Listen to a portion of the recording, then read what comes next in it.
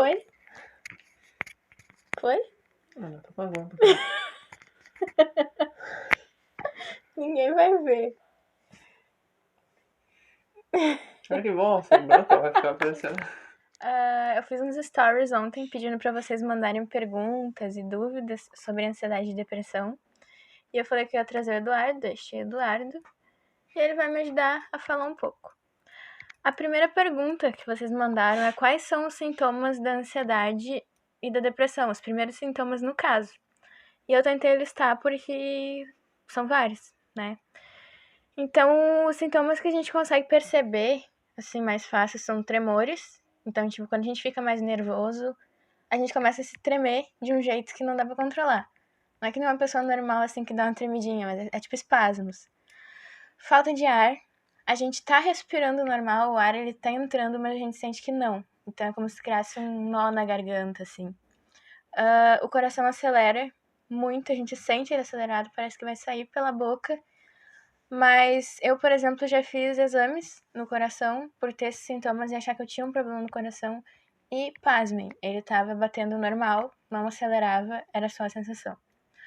Suor excessivo, então, nesse rolê aí que tu tá tremendo, tu tá com falta de ar, tua mão começa a esguichar água. É muito suor, muito suor.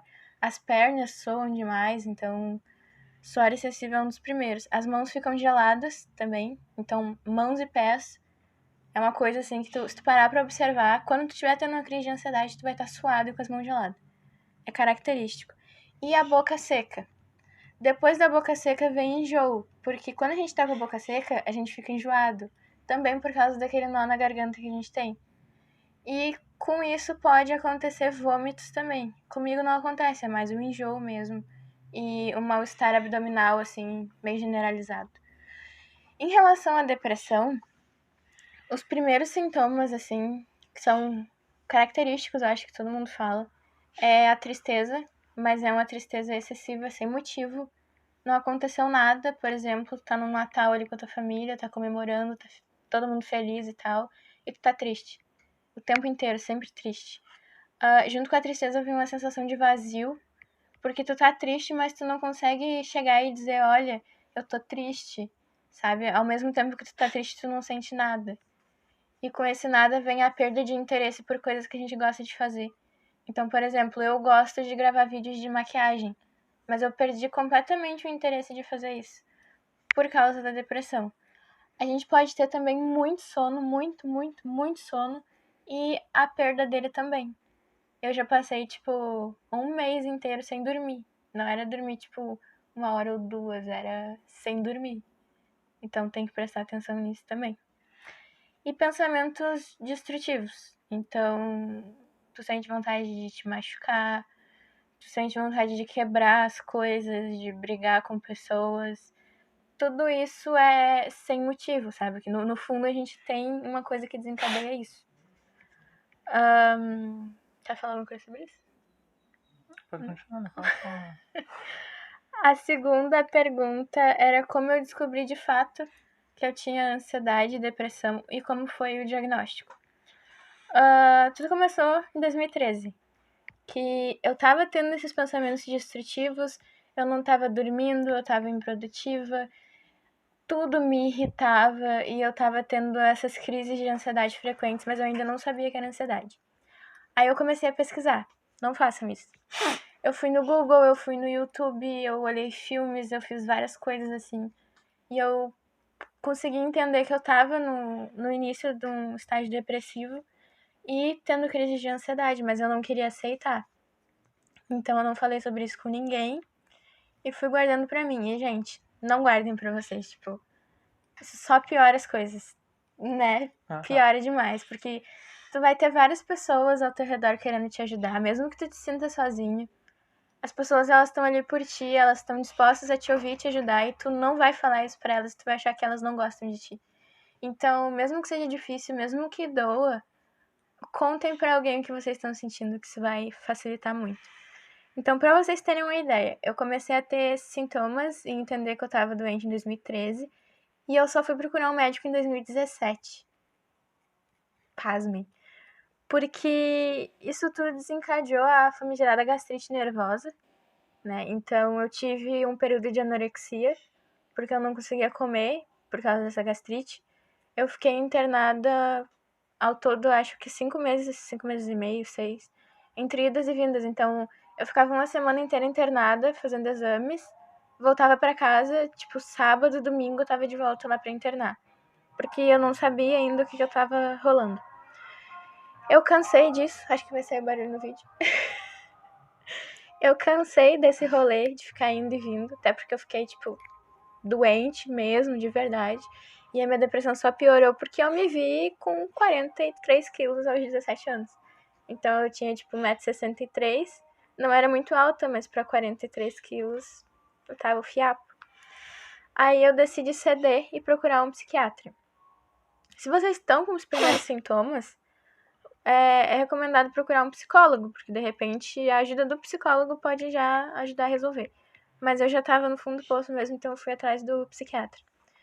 E aí eu fiquei 2 horas na consulta e fui diagnosticada com depressão e ansiedade.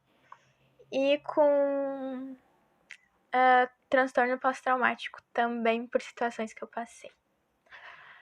A outra pergunta é pro Eduardo, que é como é conviver com um ansioso ou depressivo? Cara, no início assim foi. No início era bem difícil até pra. Como ela disse assim, tipo. Pra ela é difícil entender agora. Imagina pra gente que não sabe como é que a pessoa tá sentindo.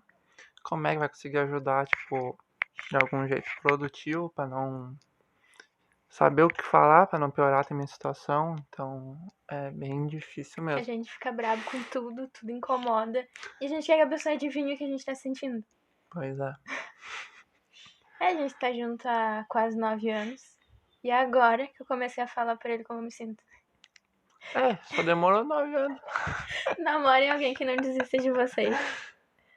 E o que fazer pra ajudar com as crises? No começo não sabia fazer nada, ficava parado na volta. Gente, ele Que me não. olhava desesperado, tipo, meu Deus, o que eu vou fazer com essa guria? Mas aí, conforme assim, passava as crises conversando assim, tipo. Igual, tipo, tu não pode fazer muita coisa até pra não piorar a situação, né? Então assim que eu fazia, tipo, eu abraçava ela, dava carinho, tipo, Confortável? confortava, tipo, mostrava que tava ali junto, tava ali pra ajudar ela a passar por isso. E acho que eu tenho que fazer, tipo, não. Cuidar muito que pergunta também, que dependendo da pergunta ali, tu faz pior as coisas. Tem que cuidar muito bem isso aí também.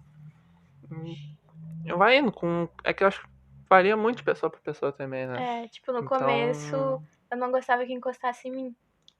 Então ele vinha pra me abraçar, assim, tipo, amor, eu tô aqui. E eu ficava, não encosta em mim. Só falta me bater. Sim, porque às vezes o transtorno que a gente tem é desencadeado por algum tipo de contato físico que traumatizou a gente, né? Então o nosso corpo entende que a qualquer contato ele tem que se defender. Até porque a ansiedade, ela é uma defesa do nosso corpo, é ele mostrando pra gente que a gente precisa ficar alerta, sabe? Então, uma das coisas que o meu psicólogo passou pra mim, vai fazer um mês que eu tô indo no psicólogo, quando a gente tá tendo uma crise de ansiedade, vocês vão querer me matar pelo que eu vou dizer agora, mas a gente tem que tirar o foco. Então a gente tem que escutar uma música. Eu ficava muito brava, gente, muito, muito brava. Quando alguém chegava em mim e falava, escuta uma música, fica junto de quem tu gosta. Eu ficava tipo, gente, não dá. Mas dá sim. O pior é que dá, gente. Então, assim, bota aquela música que vocês escutam quando estão com raiva, sabe? Eu, por exemplo, eu gosto de escutar gutural. E aí, então, cada grito, assim, parece que aquela angústia, aquela raiva tá saindo junto. Então cantem, dancem, rabisquem numa folha, tipo, pega a caneta lá e começa a riscar com ódio, assim, que isso vai passar. Ou então escreve tudo que vocês estão sentindo. Então, por exemplo, eu tô sentindo medo. Repete, medo, medo, medo, medo, medo, medo, que com o tempo até a palavra vai parar de fazer sentido pra vocês. Fiquem com quem vocês gostam, com aquela pessoa que faz vocês se sentirem confortáveis, sabe? Mesmo que não vai saber o que dizer, não vai saber o que fazer. Fiquem com essa pessoa. Ai, eu vou chorar. Conversem com essa pessoa. Se agarrem, porque vai ser tudo que vocês vão ter. Pra quem se machuca, que eu passei por essa fase também, tem uma técnica que a gente usa com gelo.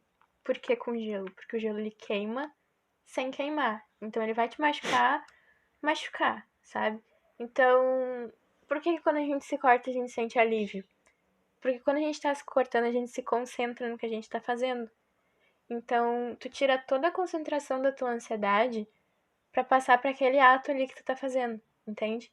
Então, o objetivo de fazer outras coisas é o mesmo. Se tu tem a necessidade de sentir dor, que vai parecer bizarro o que eu tô falando, mas quem passa por isso vai entender. Se tu tem essa necessidade de sentir dor, pega gelo, coloca ele bem no meio da tua mão e segura. Segura até tu não conseguir mais, porque ele vai te queimar. E fica repetindo isso, faz com as duas, faz com uma só. Coloca na nuca, pega o gelo e vai passando no teu braço, porque isso vai aliviar. De verdade, eu garanto pra vocês. Outra técnica, essa eu ainda não consigo fazer, mas conforme a gente vai evoluindo na melhora dos sintomas, a gente consegue, é a respiração diafragmática. A gente aprende isso quando a gente faz técnica vocal, que por coincidência eu fiz também, então eu conheci ela antes de ter crise, que é quando a gente respira fundo sem encher o peito. A gente enche a barriga, no caso, a barriga, a gente respira com o diafragma. Então tu vai respirar tudo que tu puder, estufando bem a barriga, e quando tu soltar o ar, tu vai murchando ela. Mas tu faz tipo como se tu tivesse uma vela acesa na tua frente. E aí tu tem que assoprar sem apagar aquela vela. Porque o teu foco todo vai estar ali. Então, resumindo, façam coisas que tirem o foco da crise de vocês. E eu prometo pra vocês que vai passar, tá? Então era isso, gente. Tchau.